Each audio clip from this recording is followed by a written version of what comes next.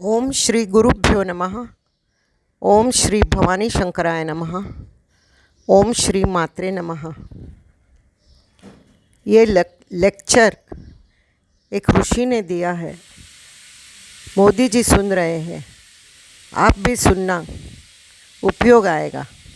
हम अपने भारतवासियों को अगर हम परम सुखी करना चाहते हैं तो केवल वस्तु और व्यवस्था से नहीं कर सकते, उनका बौद्धिक स्तर सुधरना चाहिए।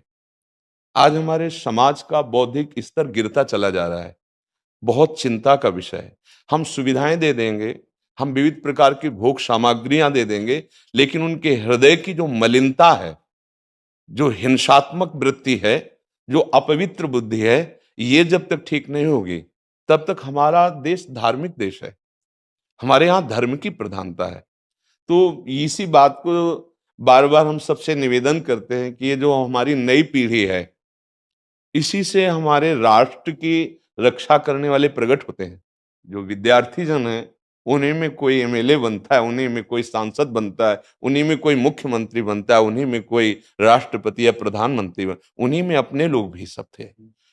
अब हमारी शिक्षा केवल आधुनिकता का स्वरूप लेती जाए और व्यभिचार प्रवृत्ति, व्यसन प्रवृत्ति, हिंसा प्रवृत्ति, ये नई पीढ़ी में देखकर बहुत असंतोष हृदय में होता है। इसीलिए कितनी भी शरीर में पीड़ा हो, हम प्रयास करते हैं जितने से जितने सामने हमारे भगवत स्वरूप जन आते हैं, पहले बुद्धि शुद्ध होनी चाहिए। मय्येव मन आदत्स्व मयि बुद्धिम निवेश है, तो निवशिष्यति मय्येव अत ऊर्ध्वम न संशया, तू मेरे में ही निवास करेगा, अर्थात भगवदानंद में।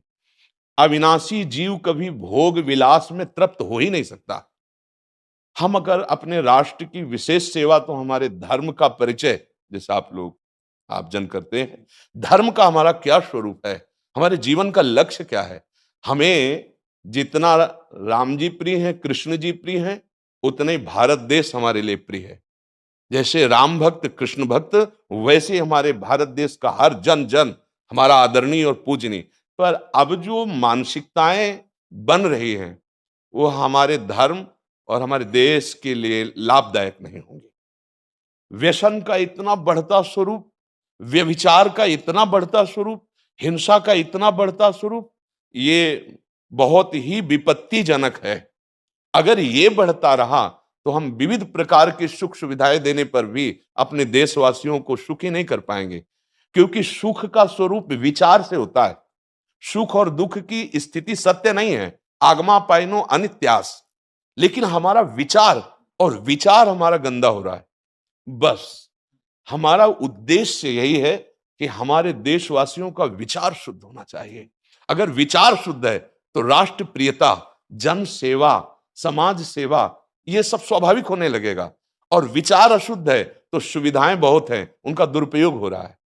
तो बस आप सबसे बड़े बड़े जो उपदेष्टा जन हैं, जो बड़े बड़े धर्म की रक्षा के लिए भगवान ने जिनको भेजा है, उन सबसे यही प्रार्थना है कि सब व्यवस्था करते हुए हमारे देशवासियों की बुद्धि अध्यात्म को समझे। बिना अध्यात्म को समझे दुख सुख की समानता बिना किए परम सुख का अनुभव हो ही नहीं सकता।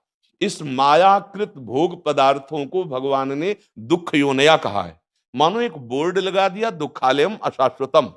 और हम सब यही चाहते हैं कि लौकिक भोगों को भोगने से ही हमारा राष्ट्र सुखी हो जाएगा या हम सुखी हो जाएंगे। नहीं, लौकिक भोगों को पूजन सामग्री बना करके और साध्य सच्चिदानंद प्रभु को रखा जाए तो आनंद की उमंगन हो जाएगी। बहुत सुंदर मानव जीवन का स्वरूप है, जिसे देव दुर्लभ कहा गया। दुर्लभो मानुषो देहो, लेकिन क्या दुर्लभता शब्द स्पर्श रूप रस गंध इन्हीं विषय के भोगने की या इन्हीं सुविधाओं के लिए दुर्लभ कहा गया?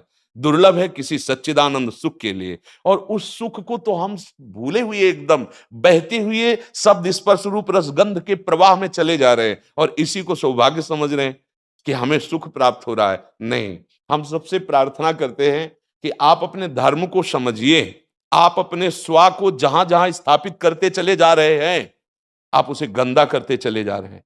मदिरा में, हिंसा में, द्यूत कीड़ा में, व्यभिचार में, इसे दोष नहीं समझा जा रहा आज। और हमारे शास्त्र और हमारा धर्म इसको निषेध करता है। कलयुग की स्थिति बताई गई है। छोटे छोटे बच्चे व्यसन करने में लग गए। आज स्कूली विद्यार्थी जिनको ब्रह्मचर्य से पुष्ट होना चाहिए, वो ब्रह्मचर्य नष्ट कर रहे हैं। ये बड़ा चिंता का विषय है।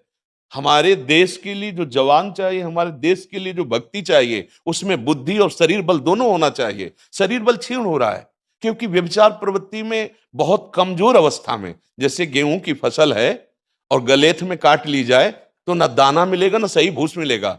ऐसे ही 20 वर्ष की अवस्था तक यदि ब्रह्मचर्य नष्ट कर दिया जाए तो वो गृहस्थ के योग्य में नहीं रह सकता। राष्ट्र सेवा की क्या बात है।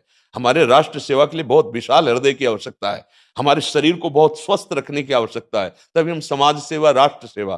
तो शरीर और बुद्धि दोनों का स्वस्थ होना बहुत आवश्यक है। तो शरीर को तो नष्ट किया जा रहा है विषय भोगों में।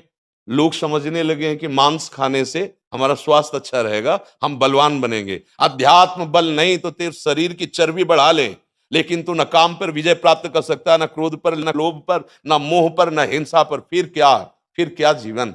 तो इसीलिए हमारा बार बार हृदय में सबसे प्रार्थना है, जिस संत भगवान भी आते हैं, ये देखो इस समय आवश्यकता विचार शुद्ध करने की है, आहार शुद्ध करने की है, आचरण शुद्ध करने की है। हमारे देश ने चरित्र की पूजा की है।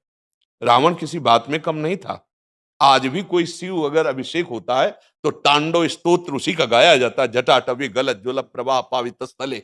ऐसा विद्वान और ऐसा बलवान जो 20 बार जैसे झूला आराध्य देव को झुलाया जाए, ऐसे महादेव सहित पार्वती को बाजुओं पे झुलाया, वो महाबली चरित्रहीन हो गया तो अपने देशवासियों ने राक्षस कह दिया उसको। चरित्र, आज हम चरित्र पर ध्यान ही नहीं दे रहे। चरित्र बेचना मतलब कोई समझ में नहीं आ रहा। छोटे छोटे बच्चे चरित्रहीन हो रहे हैं।